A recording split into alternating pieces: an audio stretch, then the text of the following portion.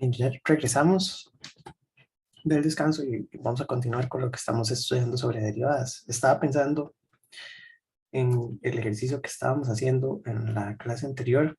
Habíamos puesto a calcular la derivada de fz es igual a z cuadrado. Vamos a ponerla en z0. Me quedé pensando y para terminarla, la definición del límite f' en z0 es, perdón, la definición de derivada es el límite cuando z tiende a z0 de la función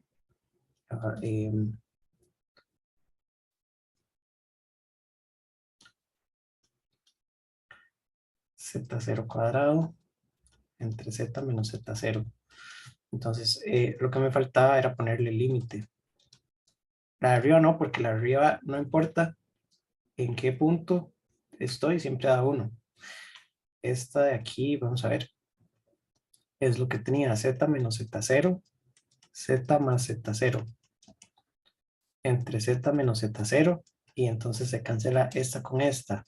De aquí me queda el límite cuando z tiende a z0 de z más z0. Y entonces yo sustituyo z por z0.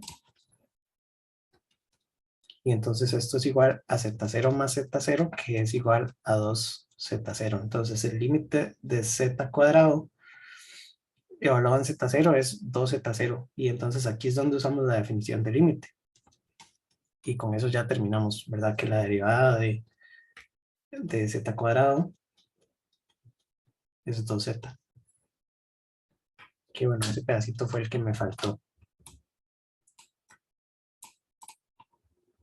Ok, entonces, para pasarnos ahora a lo que sigue,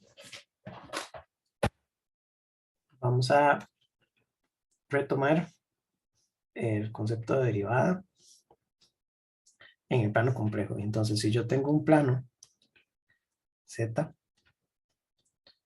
yo puedo calcular la derivada a un punto z0 acercándome por muchos caminos diferentes, ¿verdad? Puedo acercarme desde cualquier dirección.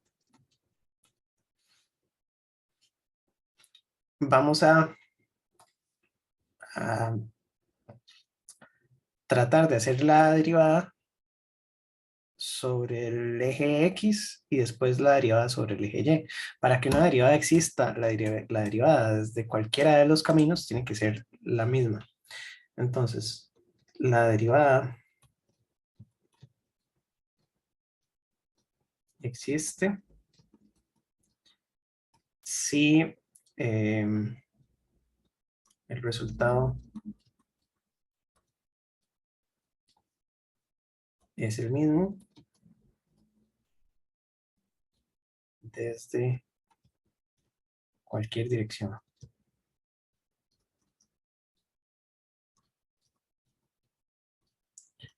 Y entonces uno podría decir que la derivada f' de z0 es el límite cuando z tiende a z0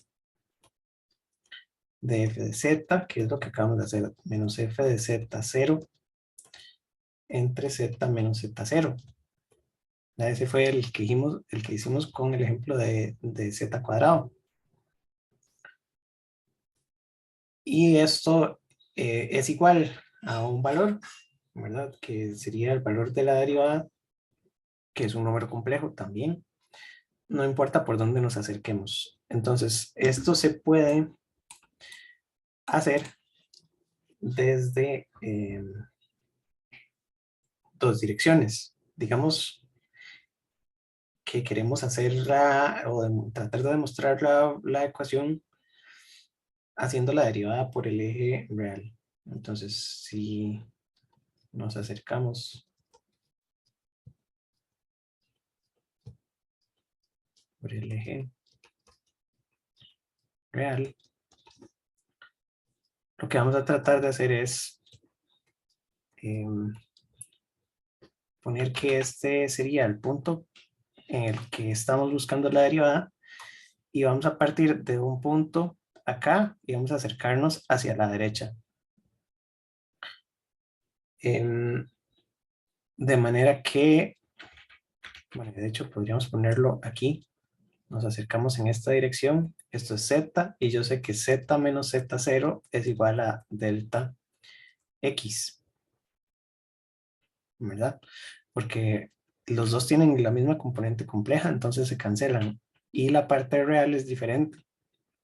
Y estoy moviéndome por el eje real.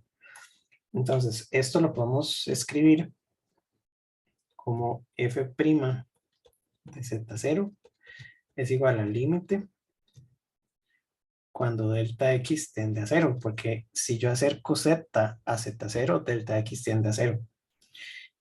Y entonces me queda una función de z0 más delta x menos una función de z0 dividido entre delta x. ¿Verdad? Lo que estoy haciendo es lo mismo que tengo aquí arriba, nada más que z es igual a z0 más delta x. Lo despejé de aquí.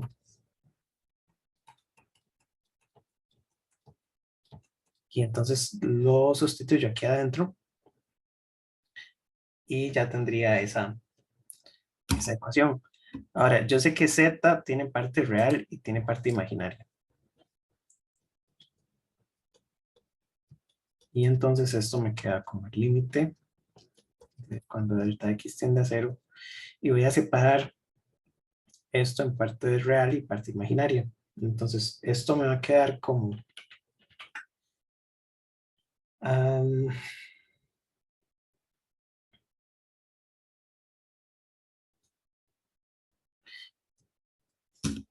vamos a ver. El resultado de hacer f, z es x más jy. Y el resultado de hacer f es u más jv. Entonces, el resultado de esta función también depende de x y de y. Entonces, aquí me va a quedar que esto es u de x0 más delta x y0. Porque aquí adentro lo que tengo es que z0 es x0, jy0 y me queda el delta x adentro. Más j, perdón, jv de lo mismo, x0 más delta x y0. Todo esto de aquí es f de z0 más delta x. Voy a poner este aquí arriba. Y a esto le tengo que restar el resultado de esta. Esta es la misma, pero sin el delta x. Entonces esto es u de x0, y0, más jv, x0, y0. Así. Y todo esto lo divido entre delta x, es una sola, perdón.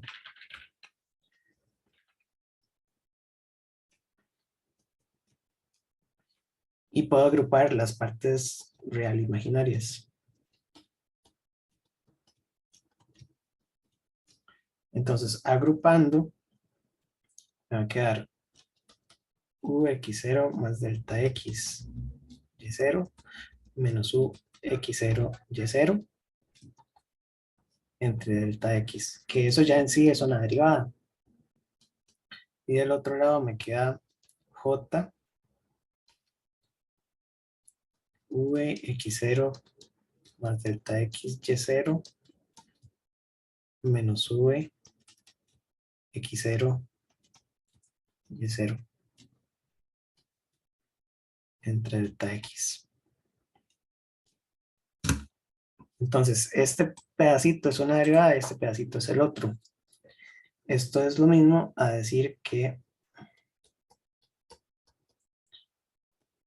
z0, f' de z0 es la derivada de u con respecto a x más j, la derivada de v con respecto a x. Porque y es una constante. Y entonces es la suma de esas dos derivadas. Entonces, el resultado de hacer la derivada por el eje real o cambiando solamente delta x es tomar toda esta función que es función de x y y, ¿verdad? De z era x y y. Y eso me da u y v. Entonces u es función de x y y. U es x0 más delta x, y0. Y de este otro lado es sin el delta x, ¿verdad? Uno es con el delta x, el otro es sin el delta x. Y después de agrupar, entonces me queda esta que está aquí. Si uno repite todo esto desde el otro eje, la idea es que las derivadas tienen que ser iguales. Entonces, si hacemos esto mismo, acercándonos desde acá, ahora lo que tendríamos es, bueno, z0 siempre es el mismo punto, que z menos z0 es igual a j delta y. J porque estamos moviéndonos en el eje vertical, entonces lo que estamos cambiando es j. Las partes reales se cancelan y las partes imaginarias permanecen. Entonces, para brincarnos toda esa parte del procedimiento, vamos a poner aquí que si nos acercamos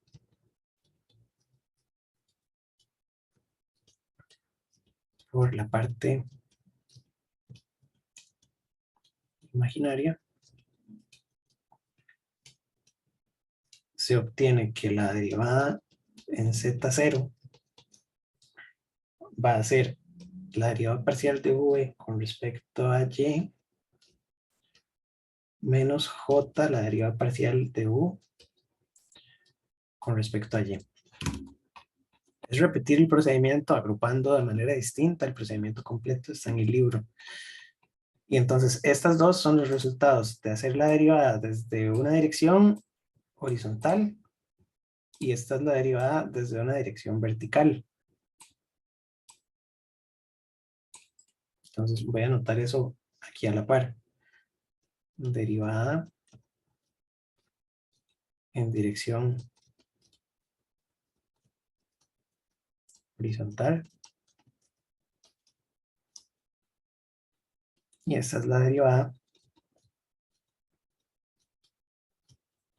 en dirección vertical. Para que una ecuación sea derivable en este punto z0, todas sus derivadas tienen que ser iguales. Y entonces, para que una ecuación f de z sea derivable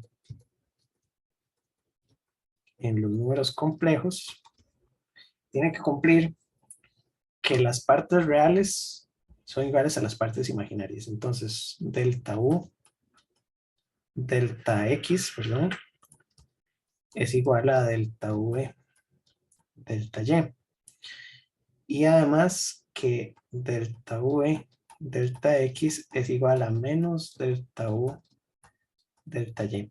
Estas dos se llaman las ecuaciones de Cauchy-Riemann y permiten demostrar que cualquier ecuación es derivable.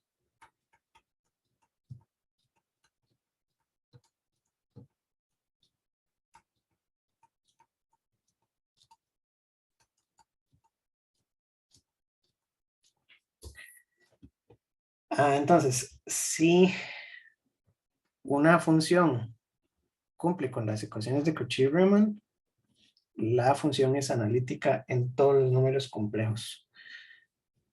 Si f de z cumple con las ecuaciones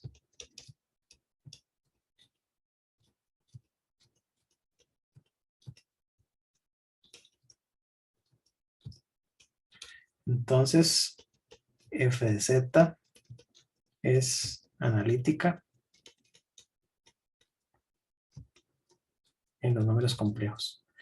Ese es el resultado. Entonces, estas ecuaciones permiten demostrar o probar que una función es derivable y por lo tanto también es continua, ¿verdad? Si una función es derivable, quiere decir que es continua, que su derivada existe y que la función es continua. Y a esto entonces vamos a ponerle ese título. Un segundo nada más para hacer esto.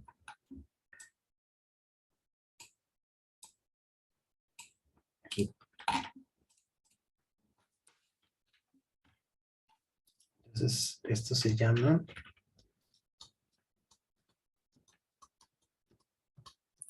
ecuaciones de Cauchy.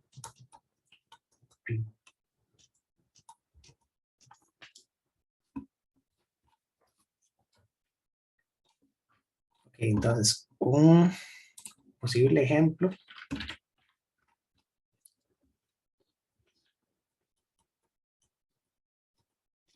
es el siguiente. Dice, verifique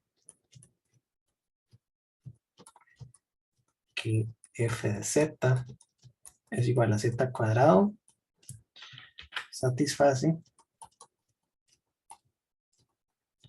las ecuaciones de Cauchy-Riemann y calcule la derivada de prima z. La derivada ya la habíamos hecho en un punto específico. Entonces aquí lo que hay que hacer sería descomponer z. Sabemos que z tiene parte real y parte imaginaria. Z es x más jy. Y lo que hay que hacer es verificar que las derivadas parciales cumplen las condiciones de Cauchy-Riemann.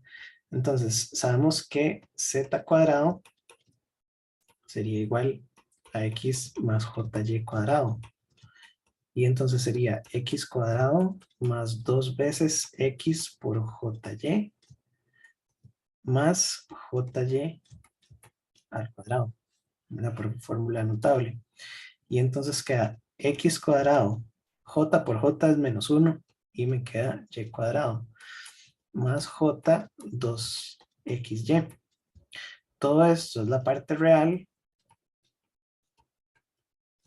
y todo esto es la parte imaginaria de z, ¿verdad?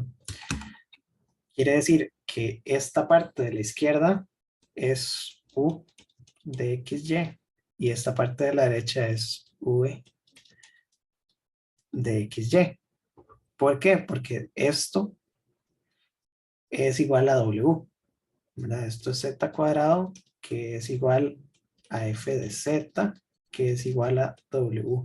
Y w es u más jv. Entonces w es u más jv. De manera que lo que tenemos que hacer es revisar si se cumplen estas dos condiciones. Voy a llevármelas para allá.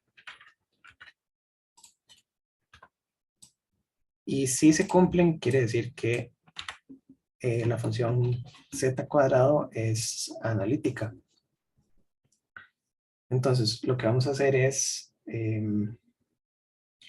que la derivada parcial de u respecto a x sería la derivada parcial respecto a x de x cuadrado menos y cuadrado. Y entonces esto me da 2x.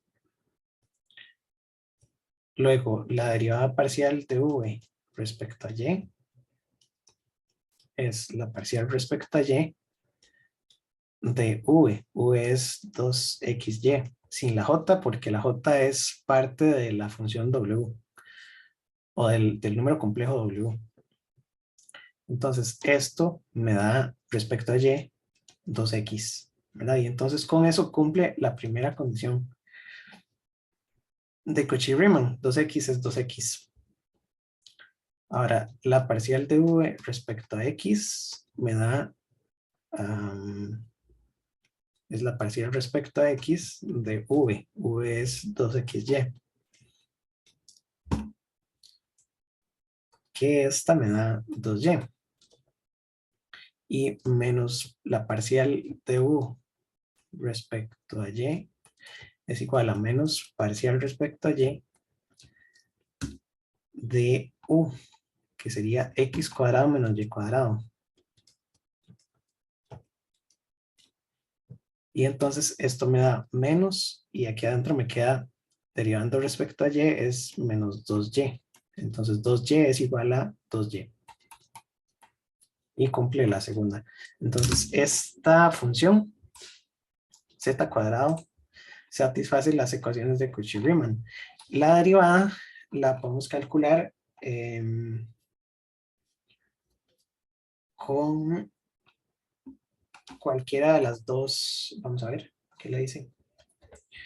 Cualquiera de las dos ecuaciones que teníamos aquí atrás. Puede ser esta o puede ser esta, con cualquiera de las dos, porque es lo mismo derivar horizontal que derivar vertical, debería ser lo mismo. Entonces podríamos tomar esta, así, y entonces decimos que la derivada de esa ecuación sería la derivada de z es igual a la derivada parcial de u respecto a x, que era 2x, más j, la derivada parcial de u respecto a x, que es esta, 2y.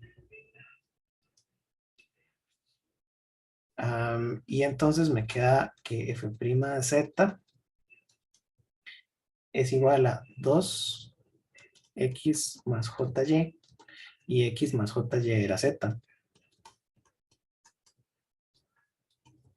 Y entonces se cumple que la derivada de z cuadrado es 2z usando las ecuaciones de la página anterior. Se puede hacer como la hicimos también antes, con la fórmula de la derivada convencional, pero también se puede hacer así. Entonces, ya dijimos que si la función, la parte real y la parte imaginaria de cualquier función satisface las ecuaciones de Cauchy-Riemann, quiere decir que la función es analítica. Y vamos a poner algunas definiciones.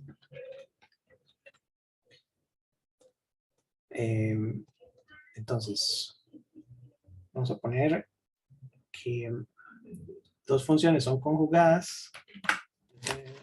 Escrito por aquí.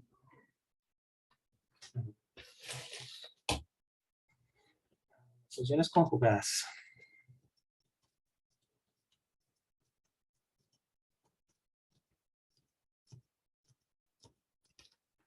Entonces, dos funciones. U de xy y v de xy son conjugadas entre sí si satisfacen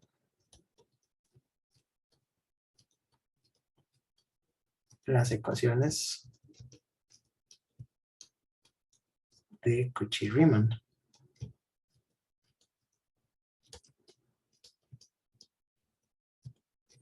Importante es que una función no puede ser conjugada ella sola. La propiedad de conjugada es una propiedad entre dos funciones, y entonces una función es conjugada con la otra, o son conjugadas entre sí, si se cumplen las ecuaciones de Cauchy-Riemann. Vamos a volverles a copiar. Delta u, delta x, o parcial de u con respecto a x es igual a la parcial de v con respecto a y que la parcial de u con respecto a y es igual a menos la parcial de v, perdón, respecto a x. Entonces, si son conjugadas,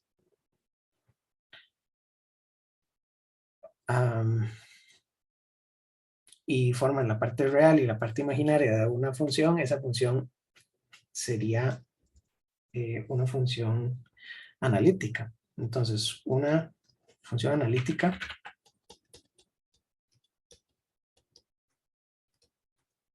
ya la habíamos visto, pero analítica es una función f de z, es analítica,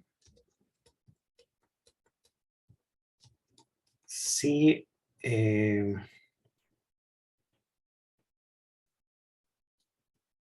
si es f de z igual a u de x, y, j, v, x, y.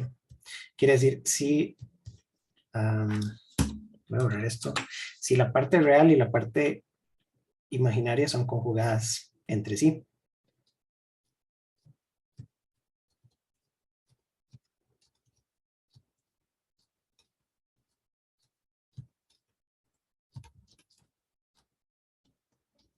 Son conjugadas.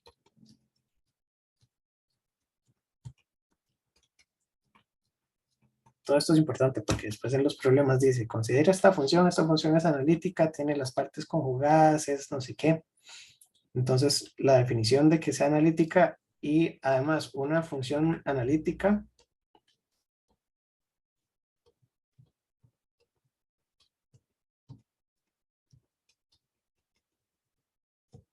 es derivable. O si la función es analítica, su derivada existe. Otra cosa, funciones ortogonales.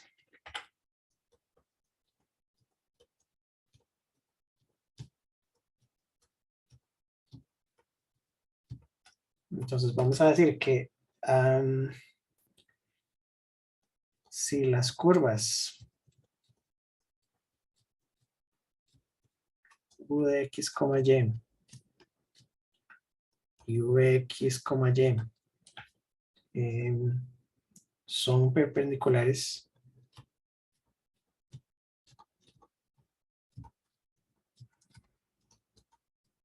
entre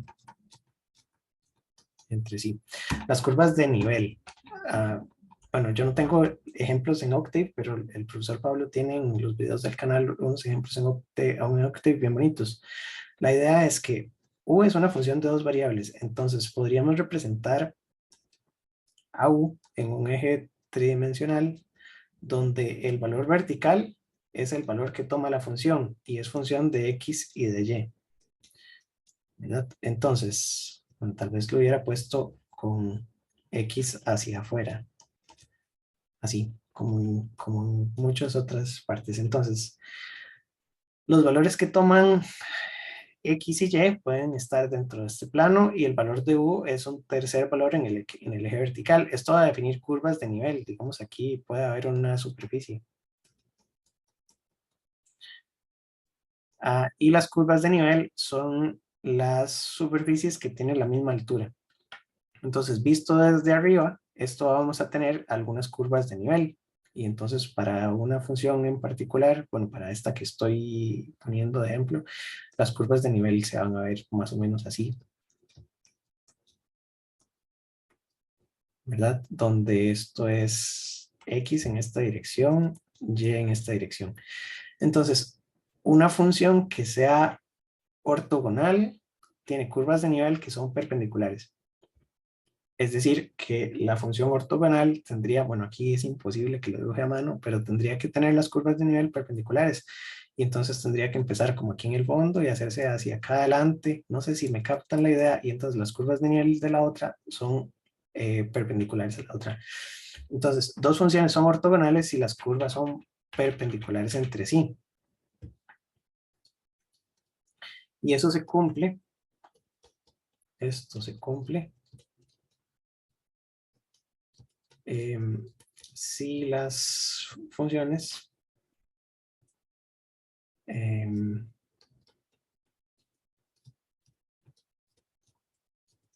UXY y UXY son conjugadas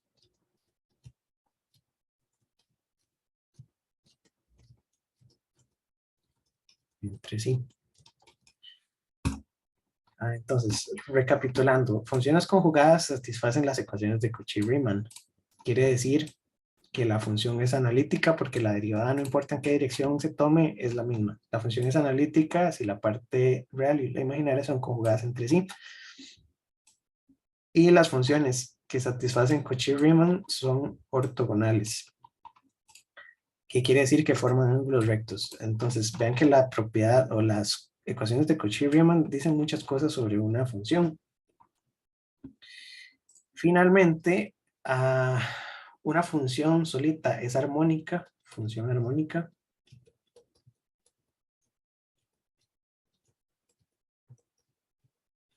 Una función es armónica si satisface otra ecuación, una ecuación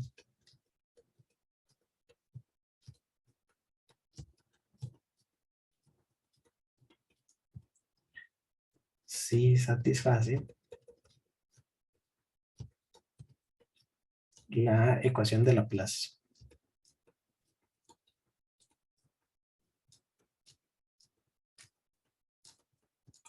Entonces, vamos a decir que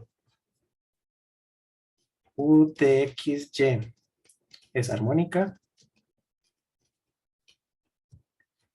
si se cumple que la segunda derivada de U respecto a X más la segunda derivada de U respecto a Y suman cero.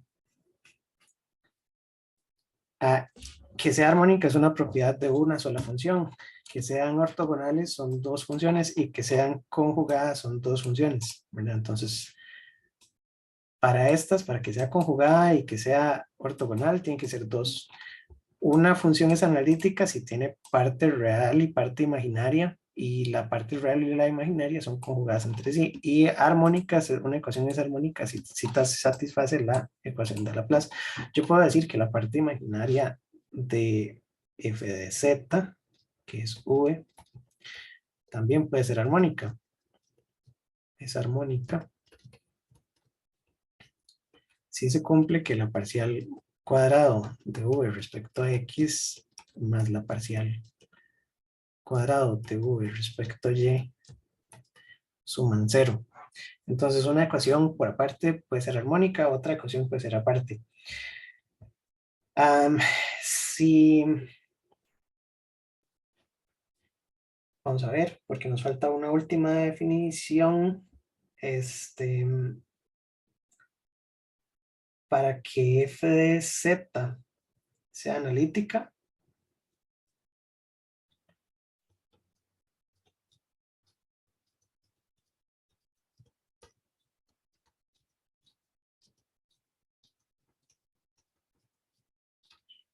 sus componentes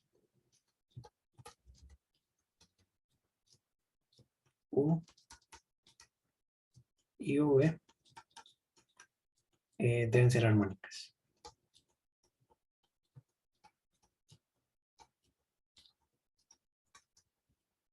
Son un montón de definiciones otra vez. Conjugadas, analíticas, ortogonales, funciones armónicas, y para que una función sea analítica, las componentes tienen que ser armónicas y tienen que cumplir que sean conjugadas. Eso lo tenía. Eso está en la página, ya les digo.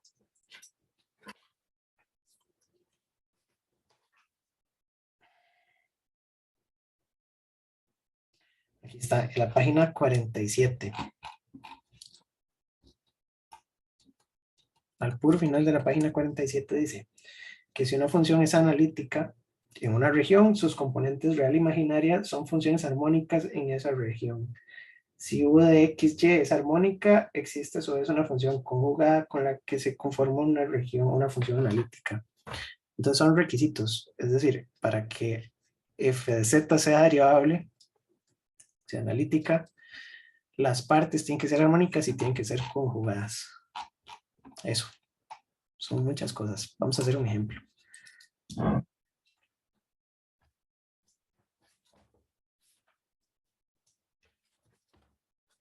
Entonces, el ejemplo es el ejemplo 2.9 de la página 48. Lo que dice es, sea u de xy igual a x cuadrado menos y cuadrado más 2x. La componente real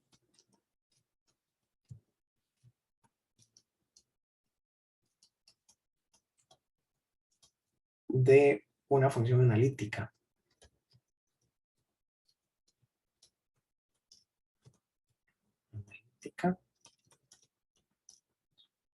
F de z, donde f de z es, por supuesto, u de xy más j. Esto no lo decía el problema, pero sabemos que es así. Entonces, esa es la parte real. Es una función de xy. Entonces, lo que dice es, encuentre la función conjugada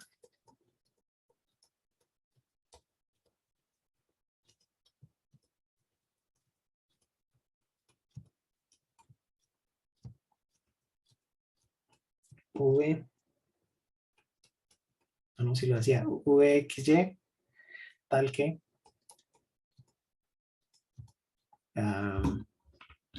y podemos pasar esto para abajo, que es como está en el enunciado. La función analítica es f de z. Encuentra la función conjugada de manera que se cumpla con esto. ¿Ok? Entonces, lo que estamos haciendo es construyendo una función. Y la función tiene que ser analítica por necesidad. Sabemos que una de las partes, que es la parte real, es esta. Y necesitamos saber cuál es la parte imaginaria. Entonces, como primer paso, vamos a revisar, vamos a poner primero, revisamos si u de xy es armónica. ¿Por qué? Porque si u de xy no es armónica, no hay forma de que f de z sea analítica. Si u de xy no es armónica, entonces f de z no puede ser analítica. ¿De acuerdo? Y entonces, si no fuera armónica, no podemos resolver el problema. No hay forma de resolverlo.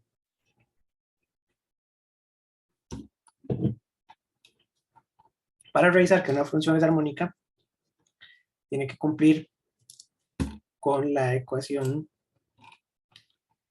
de Laplace, que es esta. Y como la ecuación es de u, entonces vamos a tomar esta.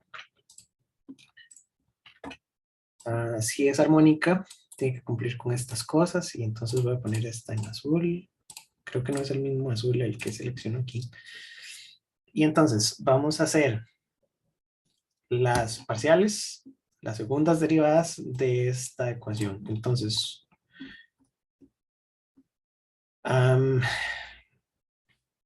vamos a poner que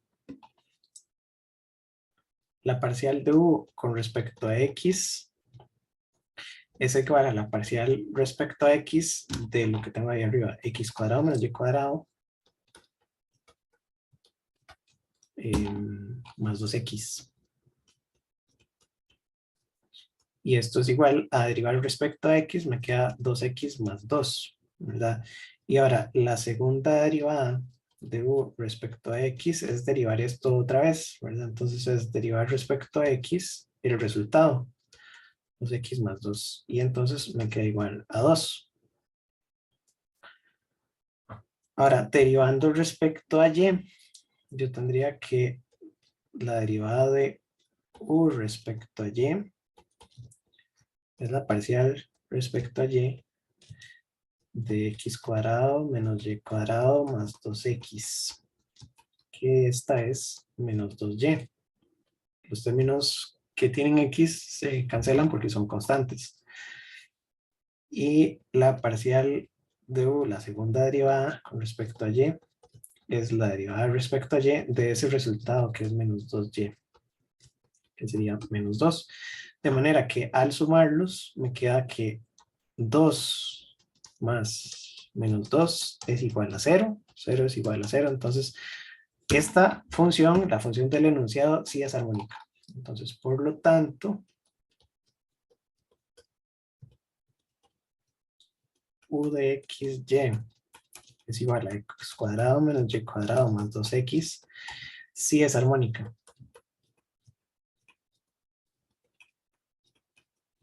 Y entonces podemos continuar con el problema. Si es armónica, va a existir una función armónica que también es conjugada, que puede conformar a f de z. Entonces, el segundo punto sería, bueno, voy a poner eso. Entonces, por lo tanto,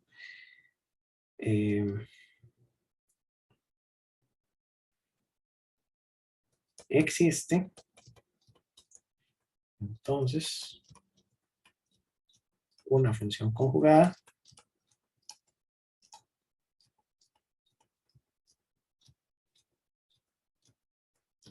v de xy con la que se conforma una función analítica.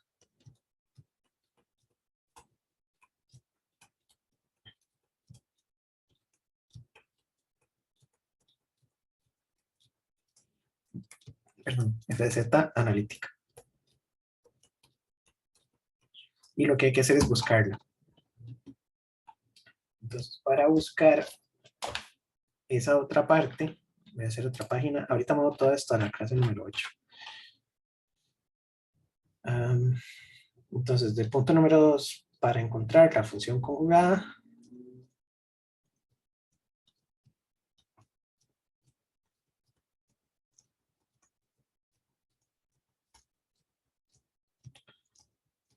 de u, x, y,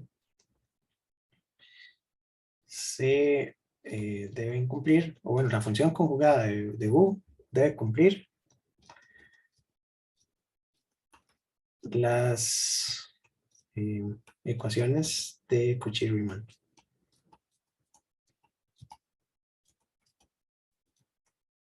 Entonces, vamos a partir de las ecuaciones que eran que la parcial de u con respecto a x es igual a la parcial de u respecto a y que la parcial de u respecto a y es igual a menos la parcial de v, se me enredan las u y las v's, con respecto a x. Estas son las dos ecuaciones que se tienen que cumplir. Segundo. Y entonces, como ya tenemos a u, podríamos empezar con una.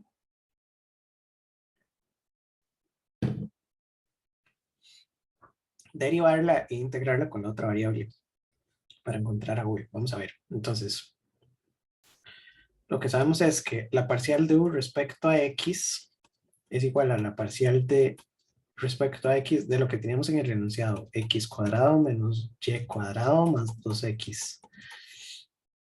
Y eso tiene que ser igual a la parcial de u respecto a y, que eso no lo sabemos. Ahí es donde estamos buscando la otra ecuación. Entonces, vamos a hacer la derivada y entonces va a quedar respecto a x es 2x más 2, que ya la teníamos, y esto es igual a la parcial de u respecto a y. Ahora vamos a separar las variables y entonces vamos a poner 2x más 2, parcial de y, es igual a parcial de v, e integro a los dos lados. Y entonces me va a quedar que v es igual a 2xy más 2y más que, aquí me falta la constante, ¿verdad?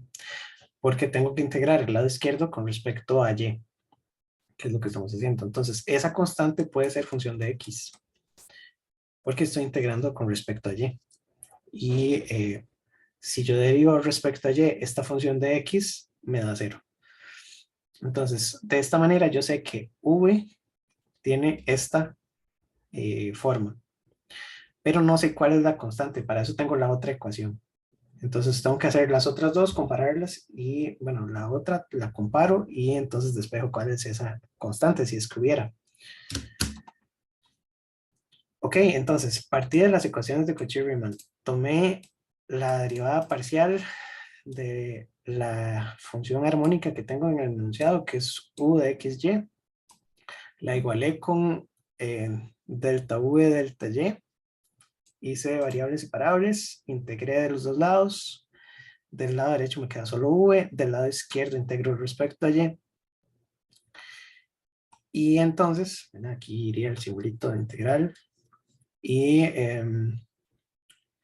me quedó esa función. Ahora, con la otra condición,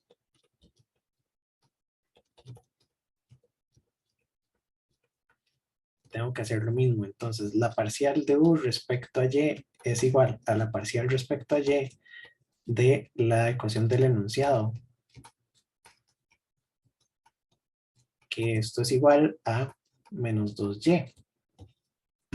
Y esto tiene que ser igual a menos la parcial de v respecto a x. Entonces, de este lado voy a hacer lo mismo. Voy a separar las variables. Me queda 2y parcial de x es igual a parcial de v. Integro.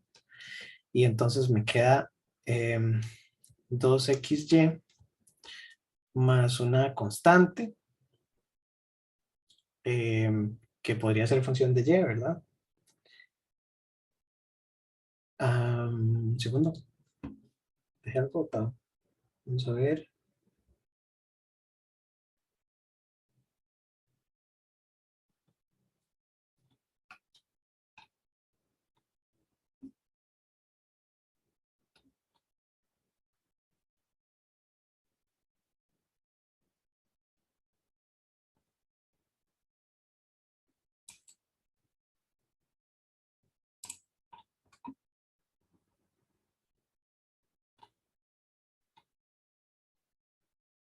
Un segundo. Es que hay algo que no me cabeza.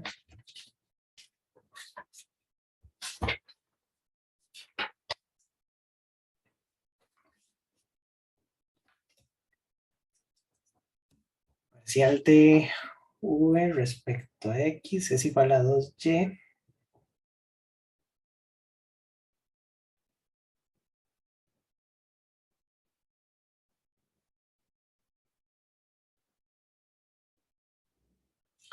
Ok, es que no es la del enunciado, es la que tengo de este lado y estoy derivándola de este lado. Ok, pero técnicamente debería ser posible, solo que aquí me va a crear una función de x y aquí me va a quedar una función de y, entonces no me sirve hacerlo en esta dirección. ¿Sí se entiende dónde está el problema? Si tomo esta y pongo la ecuación del enunciado, está bien. Después de integrar me queda una constante que depende de x.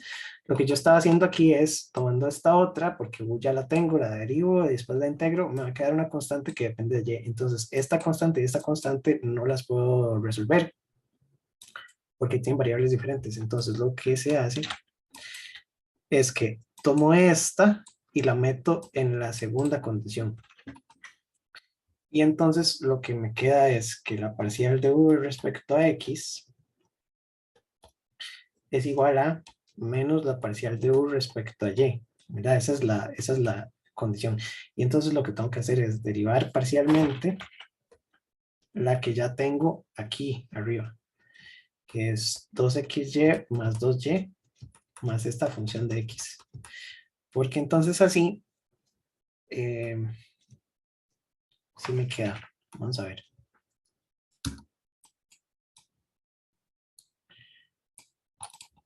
Entonces la derivada sería 2y más la derivada de esta función de x respecto a x. Y esto es menos parcial de u respecto a y.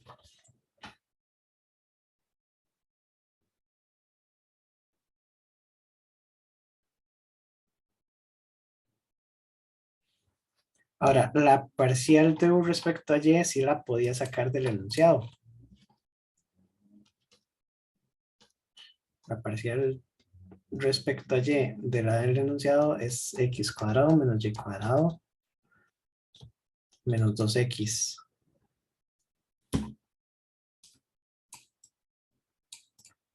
Entonces voy a hacer aquí flechitas. Esta que está aquí, la metí aquí. Y esta aquí es la del enunciado.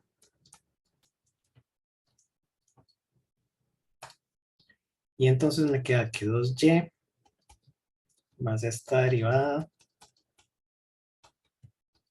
es igual a derivar esto de la derecha. Entonces me queda 2y, porque el menos se cancela con este menos de adentro. La derivada de lo de adentro con respecto a y es menos 2y. Entonces queda de esta manera. De manera que aquí tengo 2y más esta constante es igual a 2y del lado derecho.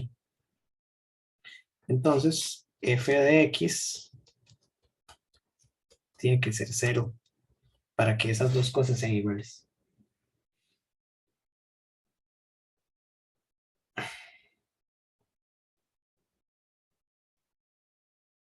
Ok. Y finalmente, lo que se hace es que se arma la ecuación. Entonces,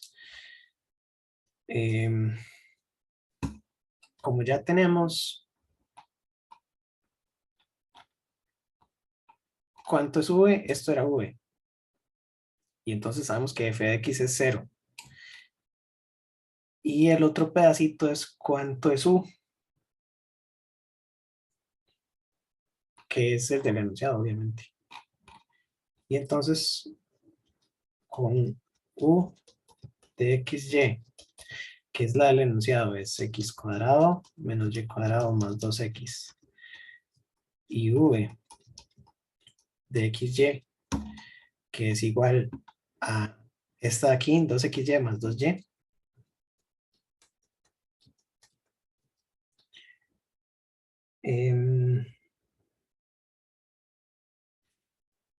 Armamos la ecuación. En realidad no dice que sea igual a 0, lo que dice es que tiene que ser constante para que derivada, ¿no? A 2y es igual a 2y, entonces todo esto, la derivada de f de x respecto a x, tiene que ser 0. Y eso solo sucede si f de x es constante. Entonces a esto le falta una constante. Y con esas dos se arma la función. Entonces lo que dice es que f de z es igual a u más j v.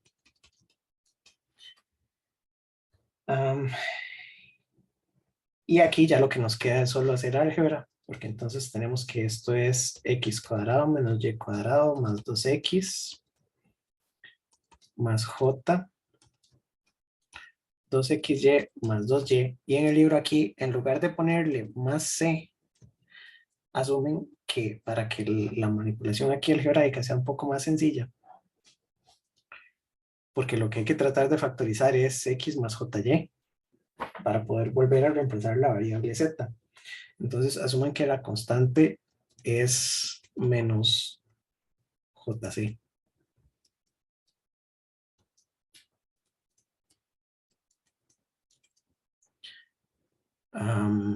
Y entonces aquí le ponen menos jc y después de hacer aquí las operaciones, lo que hay que tratar de acomodar es x más jy para poder después volver a la variable original que era z. Entonces aquí tendríamos que poner x cuadrado, y cuadrado 2x, j, 2xy, 2y menos jc, que es esta sustitución que se está haciendo por conveniencia matemática. En realidad puede ser cualquier constante, pero estamos considerando que es esa por ponerle un valor para que calce después en el desarrollo matemático. Y aquí tendríamos que agrupar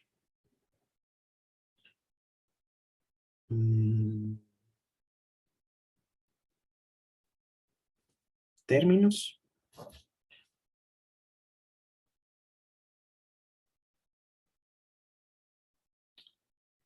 Y tratar de completar cuadrados para llegar a la ecuación final. Entonces, lo que tenemos es, por un lado, vamos a ver si las puedo contar, es x cuadrado, 2jxy, y del otro lado deberíamos tener j cuadrado y cuadrado, que es este.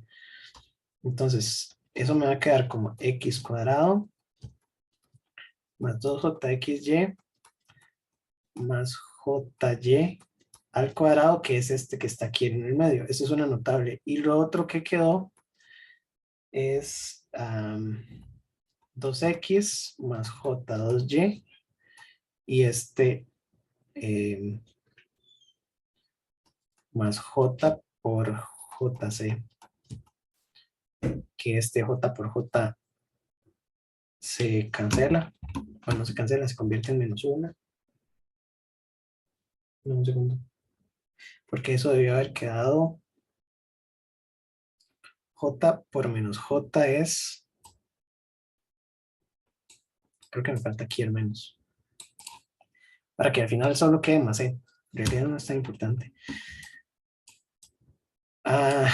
Y entonces del primero vamos a tener que esto es X más JY al cuadrado, que finalmente es Z cuadrado, y este otro es 2X más JY, que es 2Z, y la constante es C. Y entonces esto es Z cuadrado más 2Z más C, y esa es la solución final de este problema. Entonces son muchas cosas, pero la idea es ir paso por paso. Volviéndonos, lo que dice es que si tengo una de las partes, la parte real de la ecuación, y quiero que la ecuación sea analítica, entonces la otra parte tiene que ser una función conjugada y cada una de las dos tiene que ser armónicas. Ya revisamos que u de x fuera armónica. Lo que podríamos hacer ahora es comprobar si esta última que sacamos es armónica. Eso creo que no está hecho tampoco. Entonces es buena idea hacerlo. Solo voy a tratar de correr esto.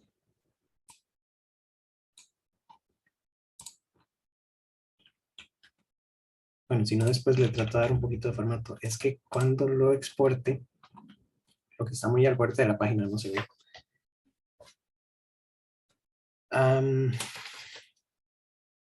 Ok, nos falta solo una última cosita en términos de las derivadas y tiene que ver con los mapeos. Todas estas las voy a pasar a la otra, había dicho, desde aquí hasta acá, las voy a mover a la número 8.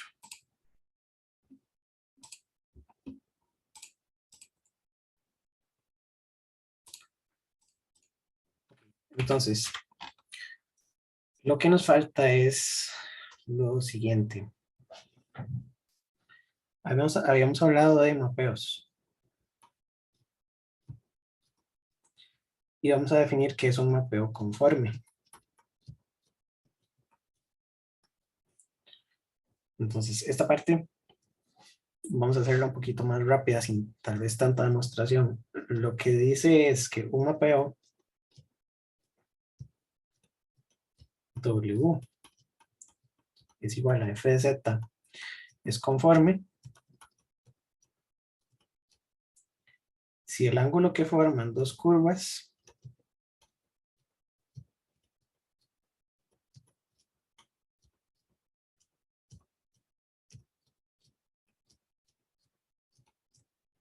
en el plano z se mantiene o se preserva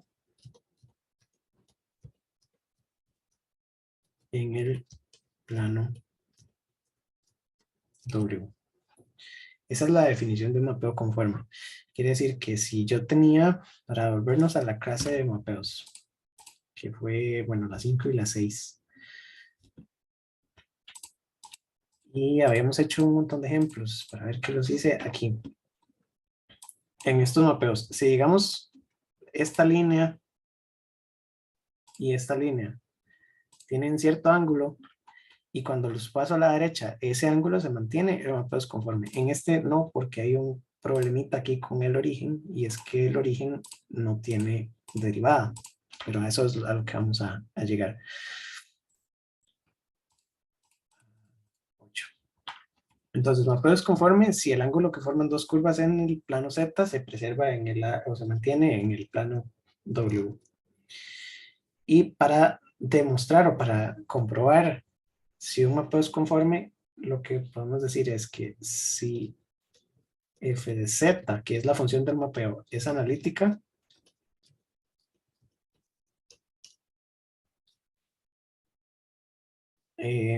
entonces W f de z es conforme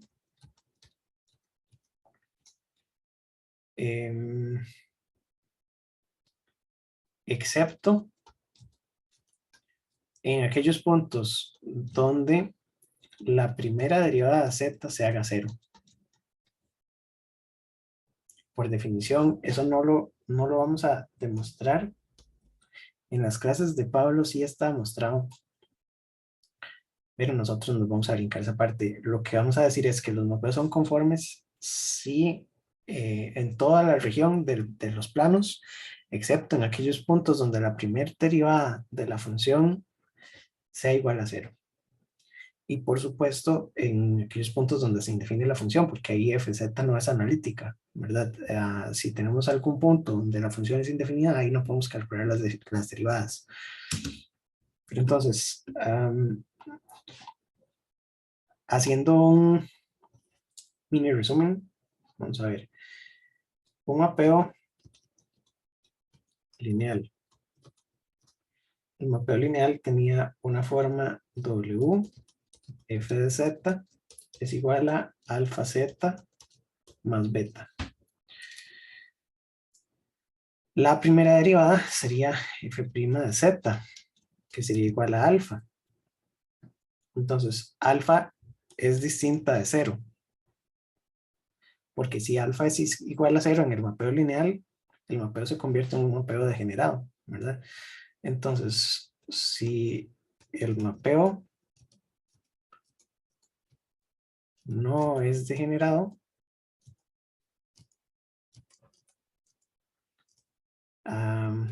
alfa es distinto de cero, y entonces la primera derivada siempre es distinta de cero, ¿verdad? Siempre, porque es alfa.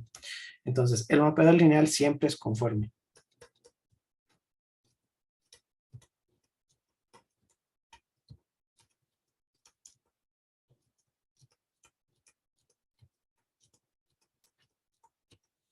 Eso lo podemos ver. Yo tenía, creo que de las clases anteriores, un script en Octave donde tenía los mapeos básicos. Creo que tenía una o dos líneas.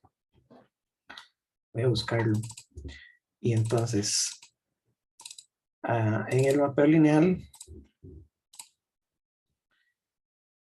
yo tenía que dos líneas en el plano, estas dos líneas en el plano Z, que es el de la izquierda, se mapean al plano W. Aquí tal vez por la escala que tiene esto, que no es exactamente un cuadrado, tendría que ponerle bien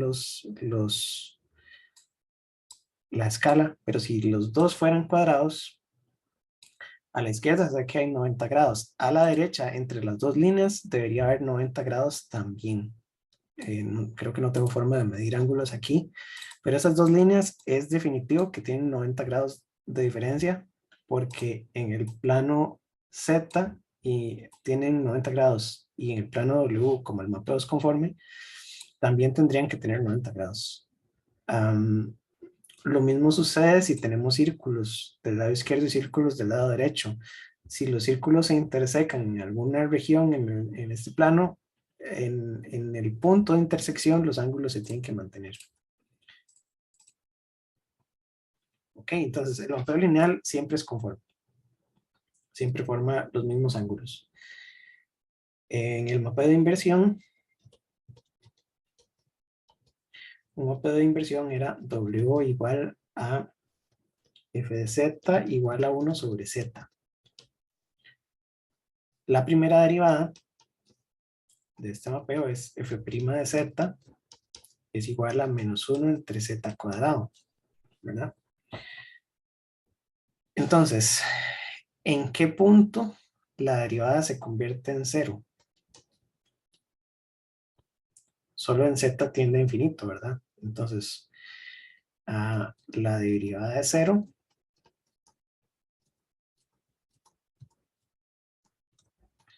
en z que tiende a infinito. Y lo otro es que este mapeo, el mapeo de inversión, no es analítico en z igual a cero. Entonces, f de z no es analítica en z igual a 0. Entonces hay dos puntos que son puntos complicados, ¿verdad? Uno es en z igual a 0 porque se indefine y entonces esto no es analítico. Y el otro es que cuando z tiende a infinito, entonces ahí es donde la derivada va a ser 0. Por lo tanto, podemos decir que este mapeo no es conforme.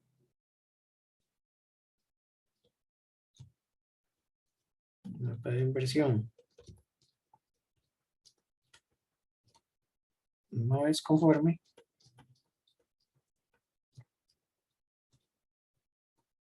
en 0 ni en infinito. Infinito yo sé que no es un número, pero también tiene cierta importancia cuando empecemos a pensar en series, porque hay series que convergen dentro de un círculo y series que convergen afuera y pueden converger hasta infinito. Entonces, hay que tal vez ser formales y mantener, ¿verdad? Que tal vez estrictamente z igual a infinito no es un punto, pero que ahí no podríamos tener mapeos conformes. Lo importante es que si la función no es analítica, ahí el mapeo tampoco es conforme. Es decir, ese creo que sí lo hicimos aquí. No recuerdo. Bueno, sé que hicimos muchos ejemplos. Ah, las rectas que no pasan por el origen se transforman en círculos. Las rectas que pasan por el origen se transforman en rectas. Y entonces, dos rectas que pasen por el origen, estas de aquí no pasan, aunque no parezca, pasan ligeramente por los lados. Pero dos rectas que pasen por el origen no tendrían un mapeo conforme. Y bueno, ese tendríamos que hacer más ejemplos ahí, ¿no?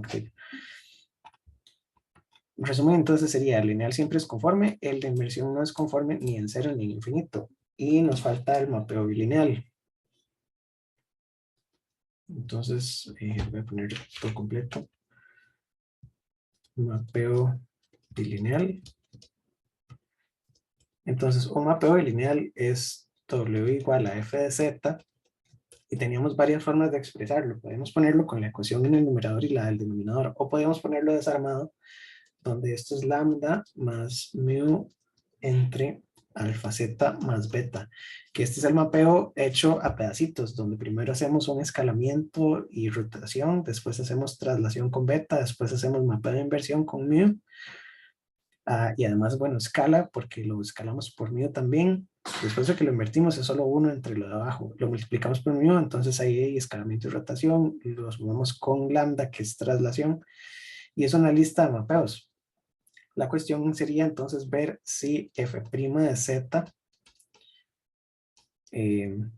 tiene puntos donde se convierta en 0. Entonces la derivada de lambda es 0 y la derivada de lo de abajo, de lo de la derecha, es la derivada de una fracción. Entonces, para derivar esta fracción sería la primera derivada, que es mu derivada, que es una constante, por la segunda sin derivar, más la primera sin derivar por la segunda derivada entre la baja al cuadrado. Entonces, todo esto es 0 porque la derivada de mu es constante. Lo de la derecha es mu por alfa, porque la derivada de alfa z más beta es solo alfa, entre alfa z más beta al cuadrado, y esto tiene que ser distinto de 0, porque en los puntos donde sea igual a 0, el mapeo no es conforme.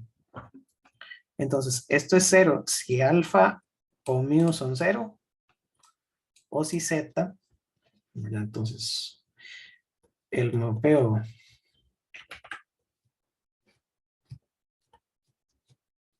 bilineal no es conforme en los siguientes: en mu igual a 0, en alfa igual a 0, o en z igual a menos beta sobre alfa.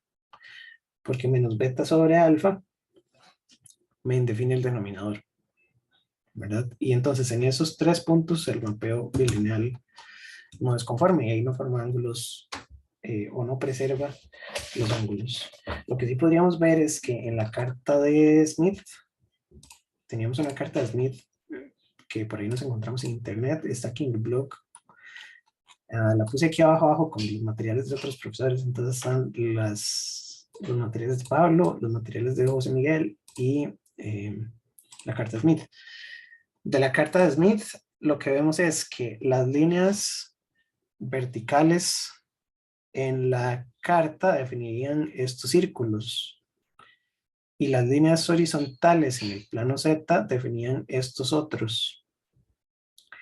Y entonces una línea horizontal y una línea vertical forman ángulos de 90 y aquí también la intersección entre estos círculos del lado izquierdo y los círculos que están aquí del lado de arriba, ¿verdad? Porque esta carta cierra así, completa, forman también ángulos de 90. Aquí si le hiciéramos un zoom, digamos, a una de estas intersecciones, la intersección forma ángulos de 90, aquí en el puro puntito de la intersección. Y entonces ahí el mapeo es conforme. Había unos poquitos puntos donde no es conforme, pero también habría que calcular cuánto es alfa, beta y mu para el mapeo lineal que forma la carta de Smith, que eso también sería una buena idea hacerlo por aquí. Pero bueno, son bastantes pasos. Como resumen, entonces, el mapeo lineal siempre es conforme, el de inversión tiene poquitos puntos donde no es conforme y el bilineal tiene estos parámetros donde también deja de ser conforme. Viene un ejercicio también y entonces aquí podríamos poner ejemplo, vamos a ver, determine los puntos donde el mapeo W como función de Z es igual a Z más 1 sobre Z, no es conforme.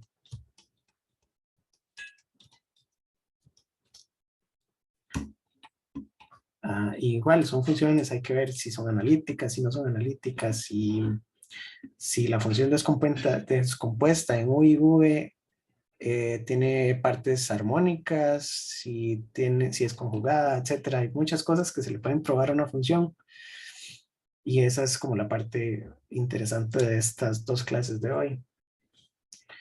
Entonces, para revisar si es conforme o si no es conforme, lo que hay que hacer es derivarla y entonces la primera derivada de z respecto a z sería, por supuesto, 1 y la derivada de 1 sobre z es menos 1 sobre z al cuadrado. Esto no puede ser 0, porque si es 0 se vuelve, bueno, deja de ser conforme. Entonces, 1 sobre z cuadrado, z cuadrado 1, y entonces z no puede ser ni más 1 ni menos 1, ¿verdad? Porque cuando sacamos raíz hay que tomar la parte positiva y la parte negativa. Entonces, esta es una primera, pero también tenemos otro punto donde el mapeo se indefine. El mapeo se indefine si z es igual a 0. Entonces, la función f de z no es analítica. Por lo tanto, z tampoco puede ser 0. Y entonces, en esos tres puntos, el mapeo no sería conforme, ¿verdad? Por lo tanto, el mapeo f de z igual a w igual a 1, no, ¿cómo es? Z más 1 sobre z. Voy a ponerlo en orden. El mapeo w es f de z es igual a z más 1 sobre z, es conforme en todos los complejos menos la lista que tenemos, menos 1, 0 y 1, ¿verdad? Y así con los distintos mapeos. Probar si un mapeo es conforme o no es buscar precisamente los puntos donde la derivada se hace 0. Otro ejemplo que viene en el libro es lo mismo. Determine en qué dominio el mapeo WFZ igual a E a la Z es conforme. Que fue lo mismo que puse aquí, ¿verdad? La pregunta era determinar los puntos. Ya tenemos los puntos y el mapeo es conforme en este dominio. En Z que pertenece a los complejos menos esto. ¿Qué lo hice? A los complejos excepto esos 3 puntitos. Aquí entonces también tendríamos que buscar la derivada y entonces f' de z es igual a e a la z porque la derivada es esa misma, ¿verdad?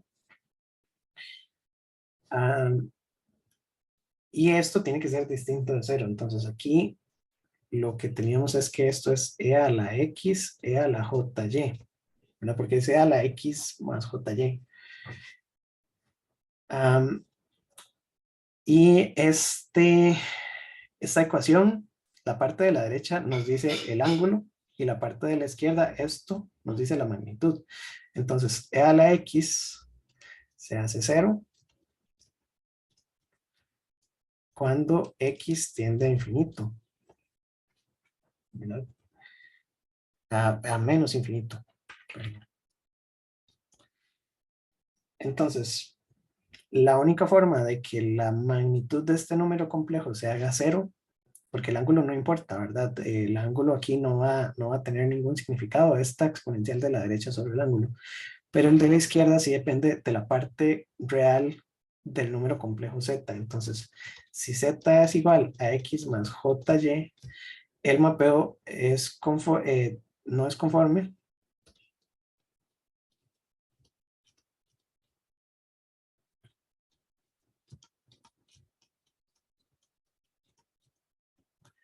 Si x tiende a menos infinito, y no tiene ningún problema, y puede tener cualquier valor.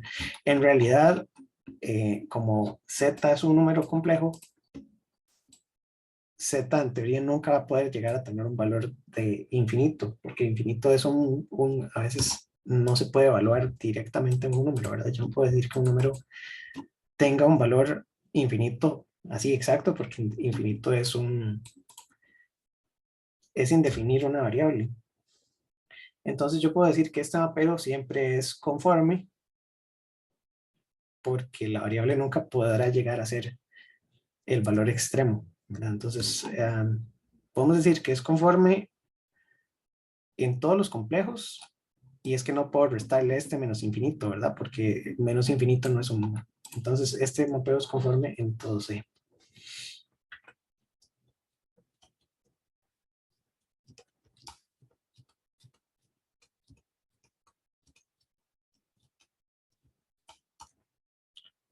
Precisamente por eso, porque no puedo ponerle infinito a una cantidad. Y gráficamente, bueno, en el libro vienen dibujitos para este. Voy a hacerlos así a mano alzada. Entonces, en el plano Z y en el plano W, de hecho, este sería bonito también hacerlo con Octave. En el plano Z podemos tener líneas horizontales